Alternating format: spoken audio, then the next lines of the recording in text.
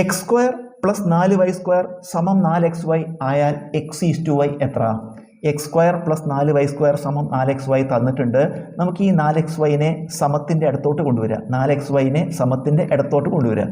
അപ്പോൾ ഇവിടെ X square എന്ന് എഴുതി, ഈ എക്സ് സ്ക്വയർ ഈ 4xy ഇങ്ങോട്ട് എഴുതി, ഇത് പോസിറ്റീവ് 4xy ഇങ്ങോട്ട് വരുമ്പോൾ -4xy. ഇനി ഇവിടെ എന്തുണ്ട്? പ്ലസ് 4y² സമം ഇവിടുത്തെ 4xyനെ നമ്മൾ ഇങ്ങോട്ട് കൊണ്ടുവന്നു. അപ്പോൾ ഇവിടെ ഒന്നുമില്ല, അതുകൊണ്ട് അവിടെ 0 എന്ന് എഴുതുക.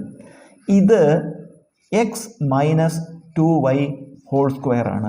ഇത് x - 2y² ആണ്. അതായത് a - b² ഐഡൻറ്റിറ്റി എന്താണ്? a² - 2ab + b² ആണ്. ഇതുപോലെ നമുക്ക് ഇത് എക്സ്പാൻഡ് ചെയ്ത് നോക്കുക. x - 2y².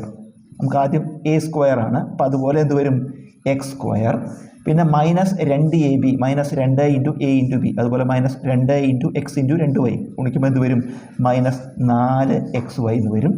പിന്നെ plus b², plus 2y square എടുക്കുമ്പോൾ പ്ലസ് 4y². അപ്പോൾ x² - 4xy + 4y² എന്ന് കിട്ടുന്നുണ്ട്. അപ്പോൾ അതിനെ ചുരുക്കി നമ്മൾ x - 2y² എന്ന് എഴുതി.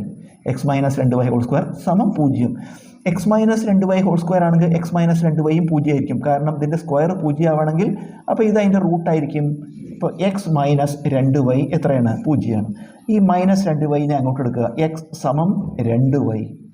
ഇനി x ഈ y-നെ എങ്ങനെ എടുക്കുമ്പോൾ × y ഇങ്ങോട്ട് വരുമ്പോൾ y ആവും. x/y സമം ഇപ്പുറത്ത് എന്താ ഉള്ളത്? 2. ഈ 2ൻ്റെ ഇടയിൽ വേണമെങ്കിൽ നമുക്ക് 1 എഴുതാം. അപ്പോൾ x/y = 2/1. x⁴y എന്ത് വരും? 2:1. x⁴y 2:1.